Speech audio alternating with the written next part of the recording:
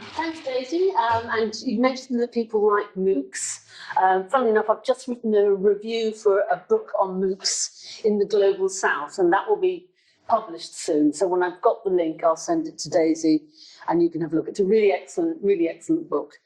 I'm delighted to be here. The learning design work essentially started when I was at the Open University and then continued when I moved to Leicester. And we've run literally hundreds and hundreds of these workshops all over the place. It's quite challenging, the amount of you here. I normally run the workshops for about 25 to 30 people, but we'll get around that. That's not a problem. And the other thing to warn you is if you're hoping to have a nice snooze this afternoon, you might want to creep out now because I've got to work you very hard. We've only got 2 hours, and I normally run this as a 1 or a 2-day workshop. So all you're going to get is a kind of flavour of what we're doing, but you've got the handouts and resources so you can have a look at them. Okay, so I'm not going to go around the room, which I normally would, but could some people volunteer to say who they are and what they're hoping to get out of the workshop? And if I go pale and run out the room, you'll know I've got it wrong. But can some people say who they are and what they're hoping to get out of the workshop? Oh, hi. So my name's Rob. I work in communications for the GDI at the University of Manchester. Okay. I've been involved in designing a couple of MOOCs around our research. Great. And also I do some volunteering with the International Educational NGO. Right. Great. If you could just know how these fit into curriculum design. So you'll be very interested in this MOOCs. I think it's called MOOCs and Open Education, Challenges, Successes, and something else. Very full memory, so I'll get the link on there. In the Global South. It's really written by a fantastic range of authors, and it's got, I think it's 47 countries or something, you know, in terms of the Global South. So what I'm going to do, I'm going to talk you for a bit, just to give you an overview of the 7 Cs. And then we've got a range of activities. We won't get through all of those activities, but I've given you the full comprehensive set so you can have a look at them later. And you've also got a handout. Oops, can I borrow this? Yeah, this is your handout, which has got all of the activities. So if we don't get through everything, you can go back and have a look at it afterwards. Okay, thank you. Okay. Also, do stop me if at any point anything's not clear. We can mix and match with this and tailor it to your particular interests. So this is the background behind the rationale for developing this approach. Basically, there's a mismatch between the promise and reality, in that we've got a variety of ways in which students can communicate and collaborate, and a wealth of free resources, particularly now with MOOCs, but they're not being fully exploited, and they tend to replicate bad pedagogy, and teachers say, I haven't got the time, I haven't got the necessary skills. So there's a real mismatch there. And this echoes a survey a couple of years ago, which from the Audit organisation, which listed some of the reasons for the rationale for the lack of uptake of resources and new approaches to learning design. That's available online. I will, of course, leave these slides with you so you can follow all the links.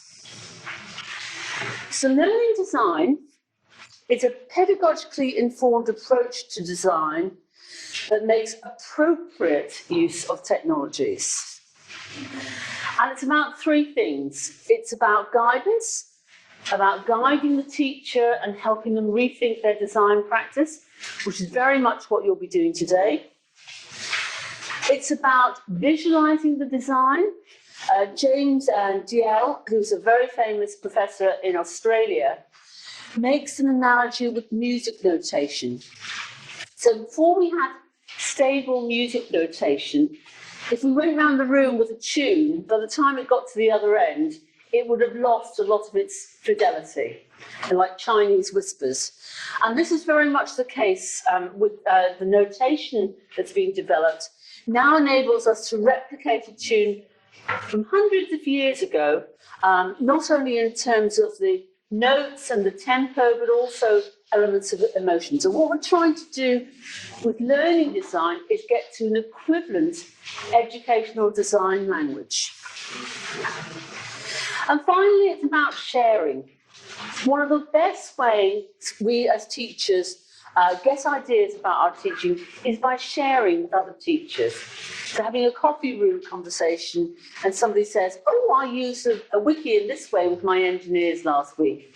And that's enough for me to think, oh, that's interesting, I might try a variant of that. So it's about guidance, it's about visualization, and it's about sharing. If you're interested in the theoretical background to this, a group of us wrote a document to articulate what we mean by learning design. It's called the Larnaca Declaration on Learning Design. I will put these links up later so you can make a record of them. So it helps to shift from a belief-based, implicit approach to design to one that's much more explicit. And we believe it encourages reflection, scholarly practice, and promotes the sharing and discussion. So the 7 C's consists of the following elements. First, it's about conceptualizing the design, i.e. creating a vision for the design. Then there are 4 C's to do with activities, creating resources, fostering communication and collaboration, and consider is about fostering reflection and enabling students to demonstrate achievement of learning outcomes, i.e. the assessment elements. Then there's a combined C, which is about stepping back from the design and looking at it from different perspectives. And finally, it's about consolidating the design and putting it into real practice and evaluating how effective it is. For each of these, there's a whole set of resources and activities, and you're going to sample a few of these. So conceptualize, create, communicate, collaborate, consider, combine, consolidate. By the way, am I talking slowly enough?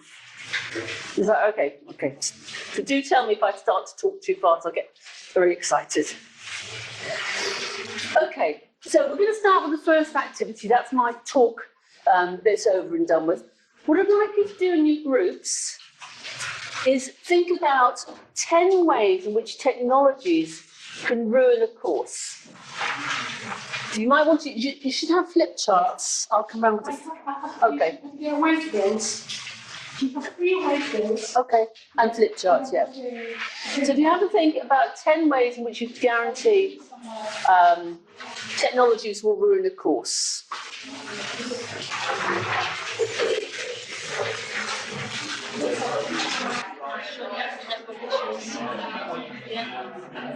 Irrelevant.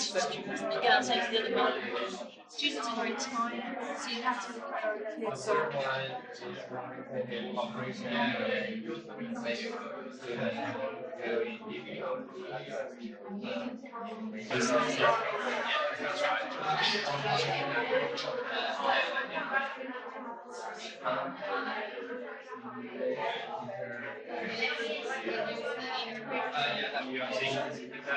If you are using an online course. Okay,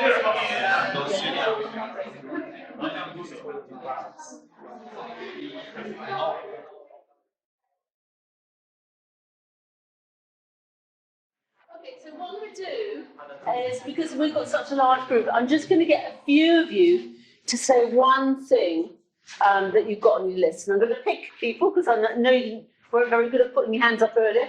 So this group, can you just give me one of your examples? Sometimes it's unfair for everyone because the electronic devices are different, and maybe some students who are in poor situation, they can't get advanced technologies, or some disabled people or special groups.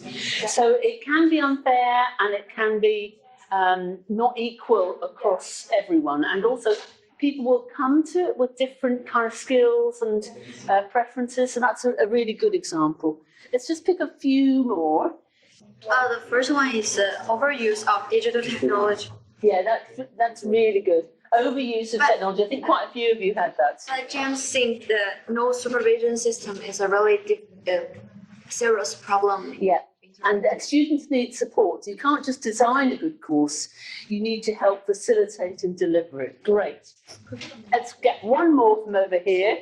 We think the privacy, some tools that put students' privacy at risk could also ruin the course. Yeah, that's a really good one. And that's particularly important nowadays as privacy has become more important and prevalent. Great. So the next activity is this weird set of cards that I gave you. This is about creating a vision for your course. So what you're going to do is take the cards and look at them and decide which ones are really important for your course, which ones are not that important, and which ones are completely irrelevant. So if you have 3 columns, so put your cards into the 3 columns. Let's say your course is a professional one where word-based practice is really important. That would go in column 1. And maybe that course doesn't have any exams. That would go in column 3. So 3 columns. The first one is things that are really important. The second is things that are there to a small extent. And the third is things that are irrelevant. You've also got some blank cards, so you can write on your own things if you want to. In terms of what the cards mean, discuss amongst yourselves and come to a consensus. But if you've got any problems, just put your hand up and I'll come over. One that often confuses people is something called feed forward. So just as we give students feedback on their assignments, feed forward is about saying, okay, for the next assignment, we're going to focus on this, and these are the kind of things you need to look for.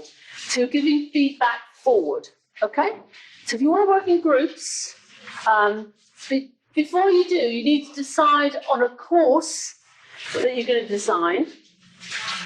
So what I recommend is either choose a course that one of you is involved with, or perhaps make one up, it doesn't matter. So you're going to decide on the course, and that's what we're going to work on for the rest of the afternoon. So decide the course and then use the course features card. So what course are you going to design? Course, 科目, So we need to choose Of course, that's right, yeah. Because if you think about it, first, how you would design will be very different from how you would design a professional course for nurse practitioners. So the nature of your course determines, is guided by that. So decide your course first. Either one of you done, or make one up, okay? Does that make sense? Yeah. Hi, how are you? Have you decided on a course? So what sort of things are you looking for to determine whether Sorry, course? Are you talking about what demographic? just one sense the other thing is how you design a first-year undergraduate maths course will be very different from how you would design a course for nurse practitioners. So the nature of the course and the type of students is tied up with the design. Either a course you've done or you want to design, or make one up. Okay. You might be teaching Chinese to tourists who are going to live in China, for example. Okay, good. It's very useful to me. It's really nice because one of the things that drove me to develop this whole approach was that teachers tend to rely on the content. Yeah. They're comfortable with the subject matter. They typically, well, certainly in the old days, didn't have any training, pedagogical training. So these activities are designed to get people to think, teachers to think outside the box, beyond the content, the student's experience and the activities. And this is for just a really higher level vision for the course. Yeah, great.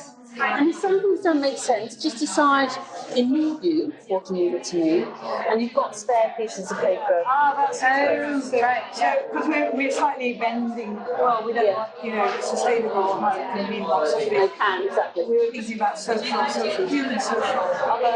Yeah.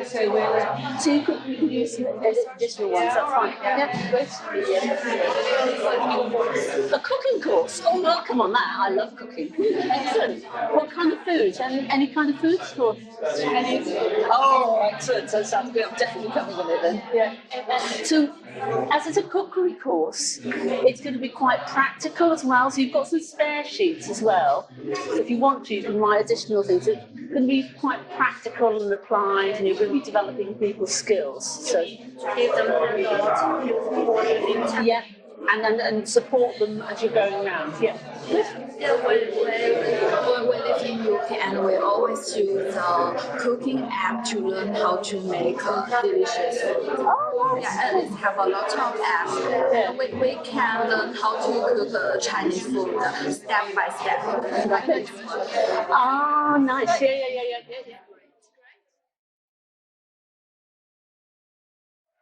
So I apologise. I'm sure you could have a lot more time on this. What's really nice is going around the room. I could see there were very different ideas for the kind of courses you were doing.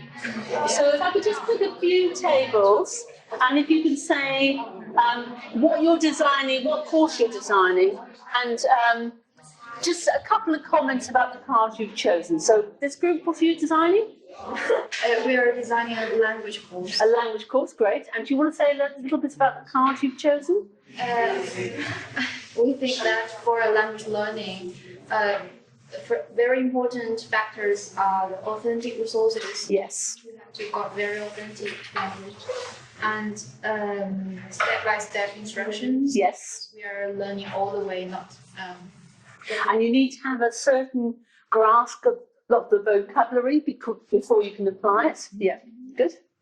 Great. I did 2 Spanish courses at the Open University and they were fantastic. The resources were great, etc., but there wasn't enough application for me to speak. And that's my weakest skill. So they're designing a course for cooking Chinese food. So I already signed up. Do you want to say a little bit about it? Actually, our original idea was develop an app like all Chinese students know it's called 下厨房 or Okay. it's like every student could use this app during course. It's like a blended course. Okay. Teachers could use app to let students use the app step by step. It's like a path, so they could see more clearly. Great. 然后 Yeah. and then they will use the we think the guidance and practice both are very important. Absolutely, yeah. And I was saying to you earlier on, you've got a very practical, skills developing kind of course, very different from the course that you guys are And designing. of course, if there are any students did not from China, they could ask the tutor. So I think the tutor is very important. Yeah. Yeah, and the second one is the scaffold learning. Yeah. It's like just I said, learning step by step using the app. It's engaging, kind of engaging form.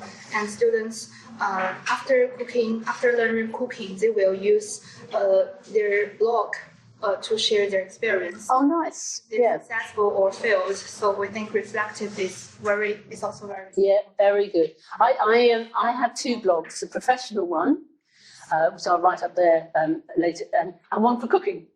And the cooking one, I write up meals I've created, and then people comment. And in fact, my daughter, my elder daughter, a couple of years ago, I gave her a cookery book, and she said, "I don't want a cookery book, Mum. I want your recipes." So I spent the following year writing up the recipes on little cards for her, and it was actually a really kind of nice thing to do, to kind of record how you do things. So great. So I really like the idea of the blog. Excellent. Yeah, and we've also created a forum for the teachers, like the professional teachers, to share their cooking experience. So we Great. put the professional community as the top list. Brilliant. Excellent. Good stuff. We open English course for non-native Okay. English speaker, and it can accept by all ages, and we think the importance of learning English is practice. So Yeah. We got practice based in important items. Yeah. And exam assessment is also important. Yeah, and that's particularly true because when students come here where English isn't their native language, they have to prove they've got a certain requirement level, haven't they? Yeah. Yeah, and also one-to-one tutorial Nice. for Yeah. adaptive learning is Great. Also important because different students have different levels. So, yeah, teacher would be know that point. And the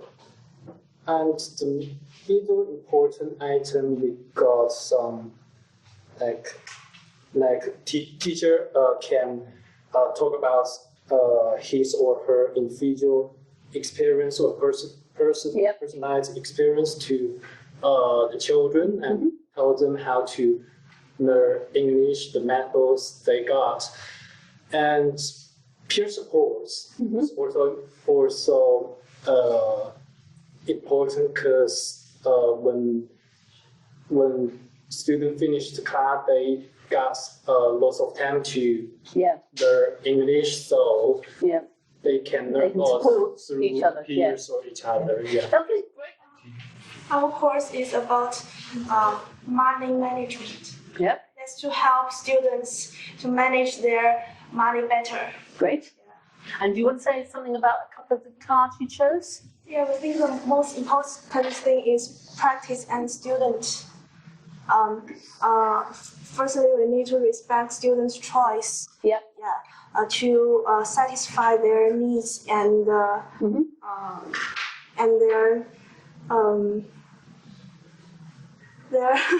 patient. their patient for this class. And I think practice is more important than the theory. Yeah. Because our course is about money management, but the professional theory knowledge is too difficult and complex for students. So what I'd like you to do now is we're going to get on to the next activity, which is kind of complements that one really nicely. It's to look at the nature of the students that are doing your course. What are the typical kind of students who are going to want to learn about Chinese cookery or English language or e-learning or what have you? So the typical nature of your students. And this is based around the concept of personas. If you Google, I don't know if any of you got laptops here, have you know? They can pull on your phones. Yeah, or you could do it on a piece of paper. So what you're going to do is you're going to make a table with this information, the name of the students, the gender, the age, who they live with, their education and experience. I will write these down on the board for you, okay? Roles and responsibilities. So, for example, let's say you've got a 15-year-old student who has to pick up his sibling, his 5-year-old sibling, from school at 3:30. That's going to be a responsibility. That's going to limit some of the things he can do. What kind of technical skills have they got? What's their subject domain and knowledge, motivations and desires, goals and expectations, and obstacles to their success? So if you take your other piece of paper and just write a big table and then brainstorm the nature of a typical student. And I'll just write these up on the board for you, okay? Okay, let's just have a bit of a report back. So I'm just going to pick a couple of you to say something about your student. Live in Manchester with her parents. Okay. And in her spare time, she likes playing computer games, and she prefers learning online. And okay, nice. I was just saying to this group, for the MOOC book I mentioned, typically students were quite young, and they liked using technology for games and for entertainment, and not for learning. So that's a really interesting aspect, yeah. Good. Anything else? And she loves exploring the work of computer programs. Okay, nice. Okay, good. Our course is artificial intelligence. And he's a boy. Yep. His name is He would be.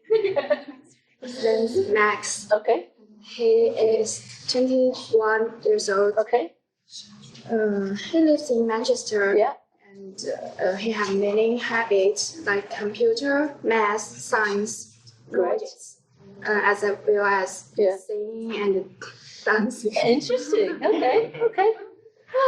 Nice. And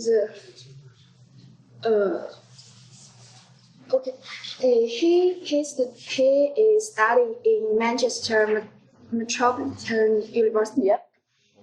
He's an undergraduate student, and his best skills are programming, Yeah.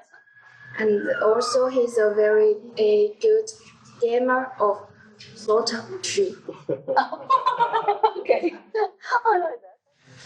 We are designed for the education research method. Okay. So our student is basically just postgraduate student and who are non-native speakers. Okay. And maybe age just from like 22 to Okay. Yeah. Feature and I think these students will have a communication skill is a little bit problem, have some problem. Okay. So she have a good time management skill because she need to read a lot of reading. Mm-hmm. And another skill is a good at writing. Because Okay. he will do some research and then finish some essay. Great. Very, very nice.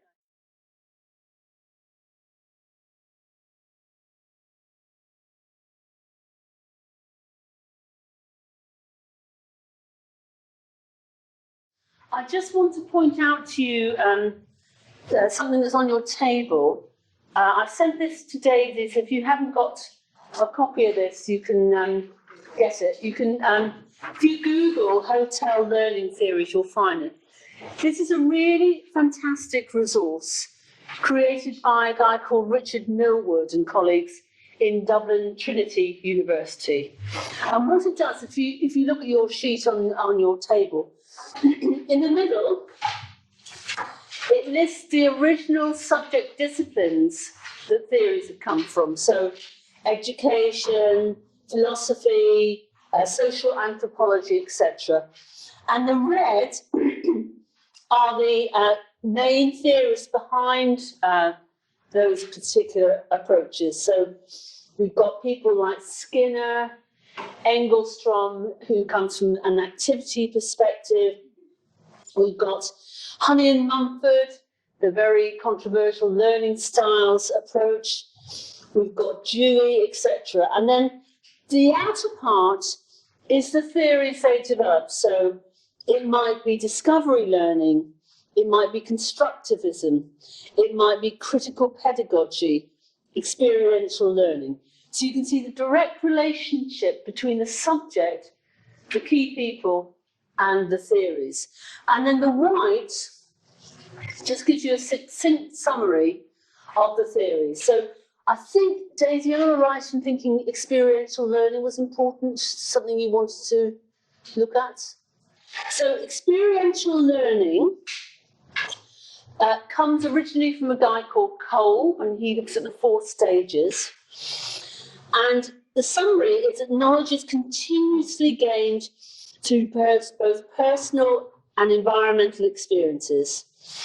The learner must be able to reflect on the experience, use analytic skills to conceptualize the experience, and make decisions and solve problems to use the ideas gained. Now, the beauty of this little diagram is you can then take those and then think about how they would apply to your design perspective. So if you put, for example, in your course features, experiential learning, you could use this to kind of unpack a bit what that might mean. Okay, so I'm going to now suggest we do an activity together. So I've taken 3 of the most commonly used virtual learning environment tools for communicating. So discussion forums, blogs, and wikis.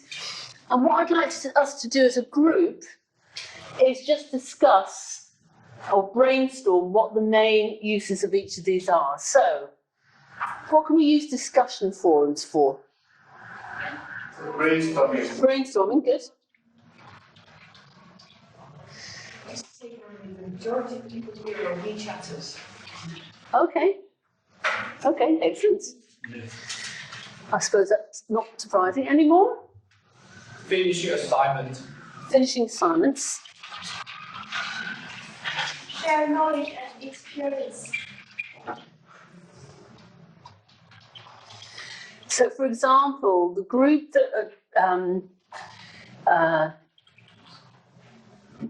developing the Chinese cookery course, I think I'm right in remembering that you were getting students to share their experiences on a discussion forum, is that right? Yes. Yeah, so great. Okay, so we can list more, but let's go on to blogs. What are the benefits of blogs? Somebody from this side, because you've not said anything. Personal opinion.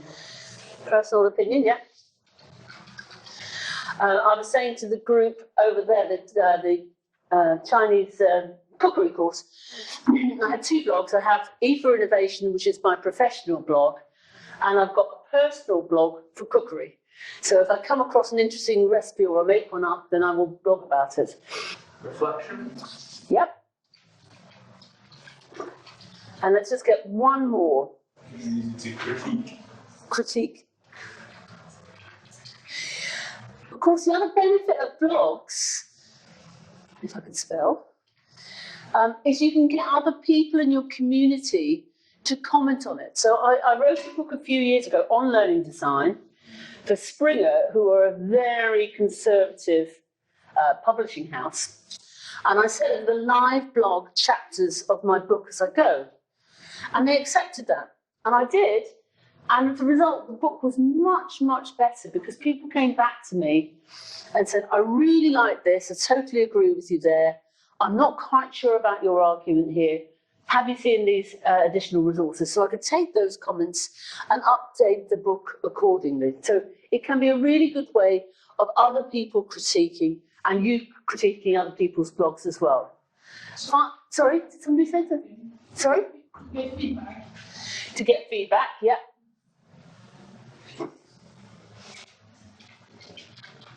Great. What about wikis? How can they be used?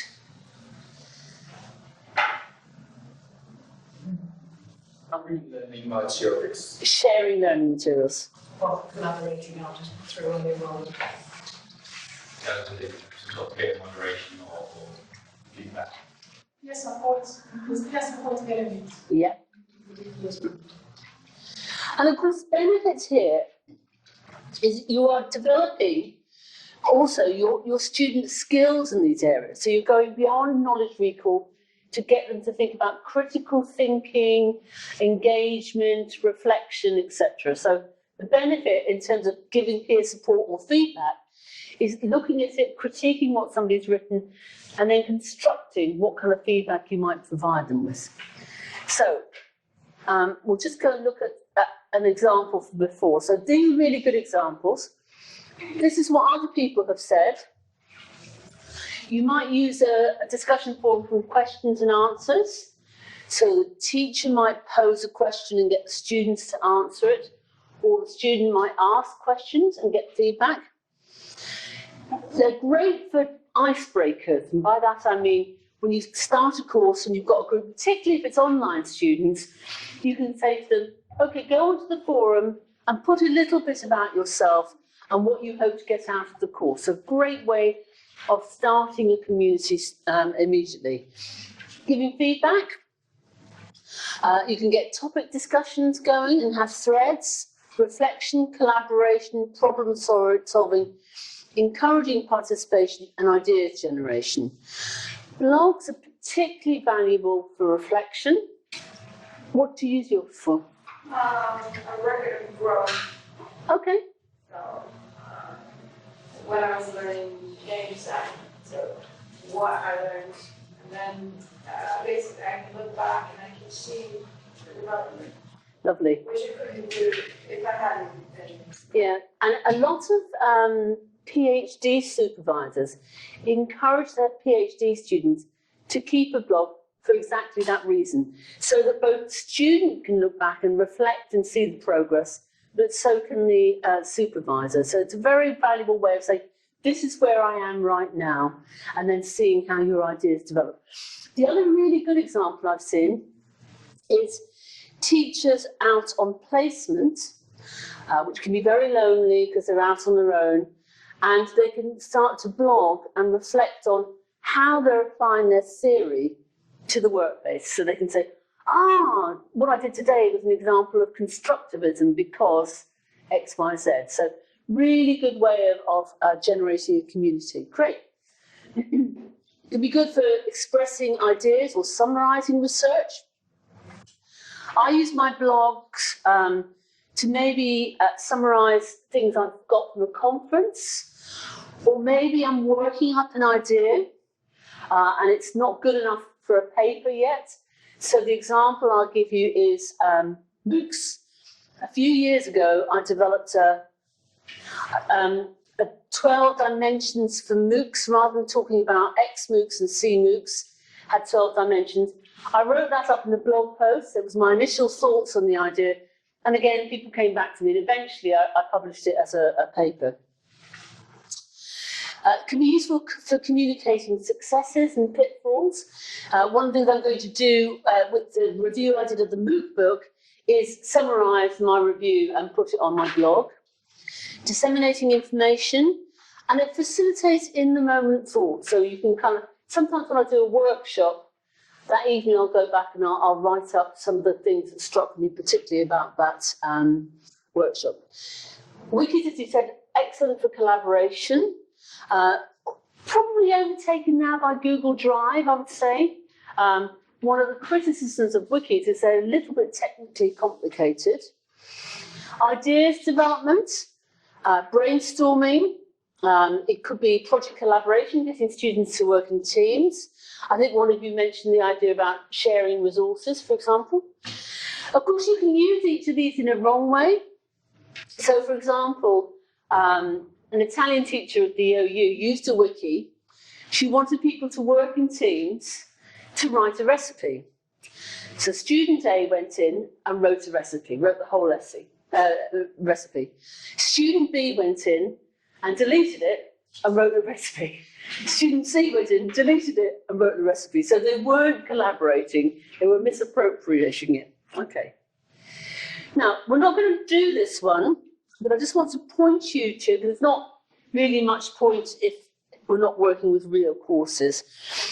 But the resource audit, which is on page 9 of your handout, if you go over to page 10 probably, this is where you can list all the content for your course. So you might say what the format of the content is, text and graphics, audio, video, slides, etc. What I use and use as is, so I find a great resource and I just use it as that is. What I find and tweak or change a little bit, so you might give them a video and say, concentrate on the first 5 minutes of this video. What you find and adapt quite a lot. What you created for the module, and you might also say, okay, I'm going to create 3 videos. I'm going to need to employ a technician to help me, and I'm going to allocate 3 hours of time for it. And finally, what the student creates. So you can build this up as a nice table which just lists the key elements of your course, and you can build it up over time, okay? Okay. So now I'd like you to go back to your course features cards and drill down in a little detail to think about the nature of the guidance and support you're providing your students. So in this case, it's very peer supported. It's about active discovery. The content and activities the students will engage with. So in this case, it's innovative for participants. The forms of reflection and demonstration of achievement of outcomes. So this is very much, in this case example, a reflective blog or portfolio, and the ways in which communication and collaboration are being fostered. So if you put collaborative as a key thing in your course, Now unpack a little bit. What does that mean in terms of the guidance and support you're providing the students, the content and activities they'll engage with, the forms of reflection and demonstration, etc. And you wouldn't necessarily have to fill all blocks for each card, but take some of your cards and just start to play with your have some activities where you get students to do peer supports. You might say, it might be in the form of giving comments to other students' blogs. So you wouldn't necessarily have to fill all four, but you're unpacking, having said this is really important, you're saying how does that translate into what students are actually doing and what support they're being provided. We need to write down the specific things that we need students to achieve this. Yeah. And I think on the next page,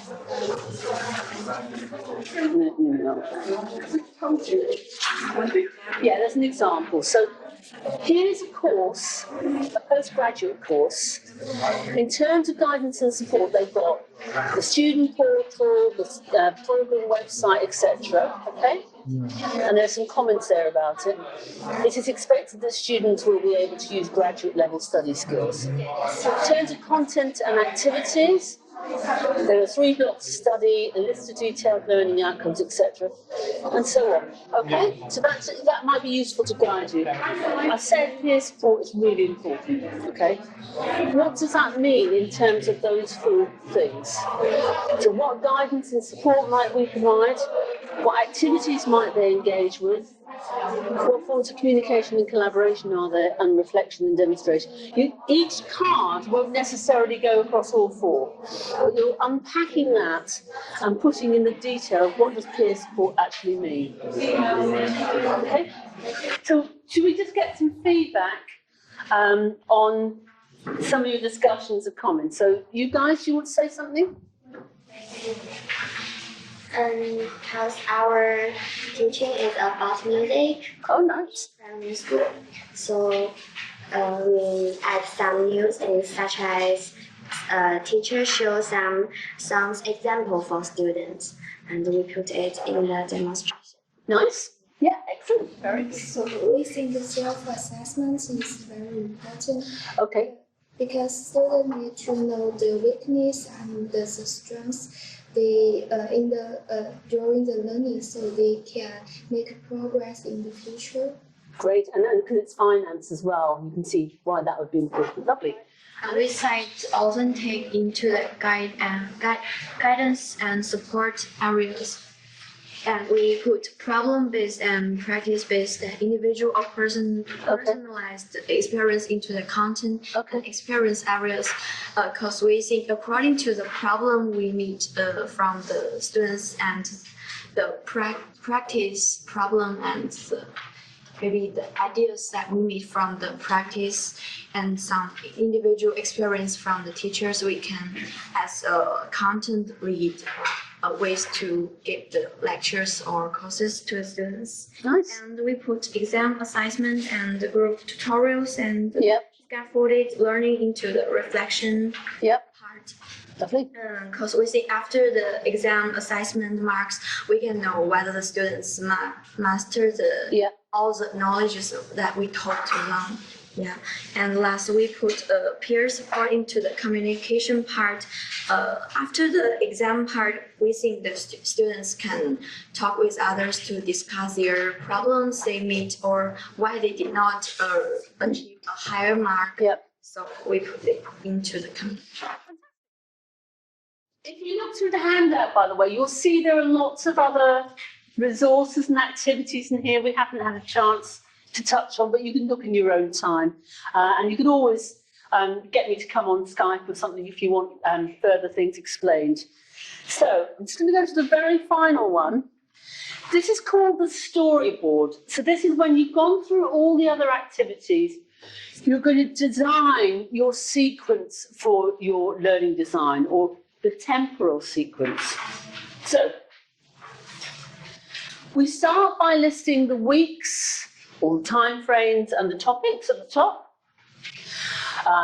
So for example, the finance one, you might have a week 1 key definitions related to finance, for example, or benefits of doing the course, okay?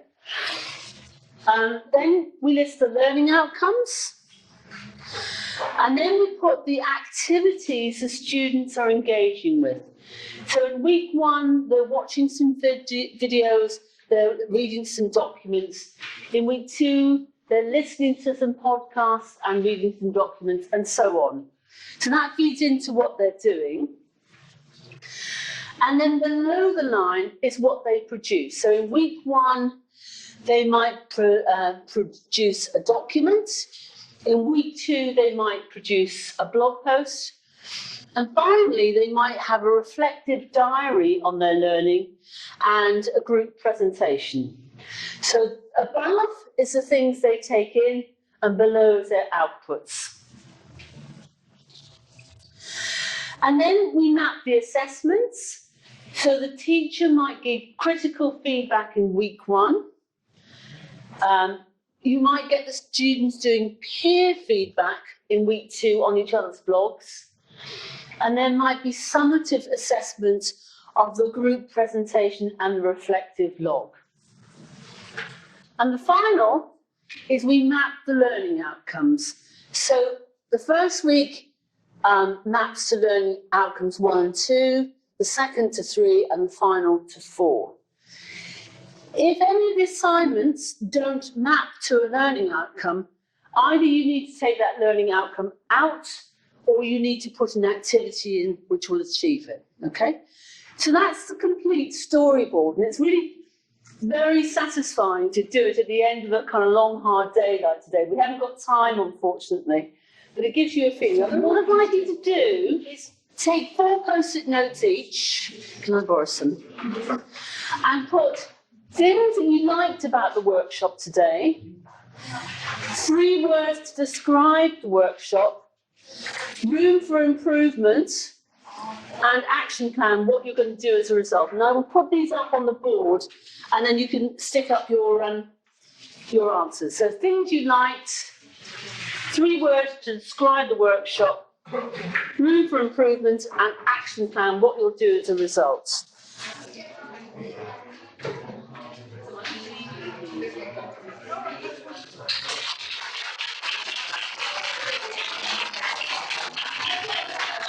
Just to say that Mandy and I were working in the corner.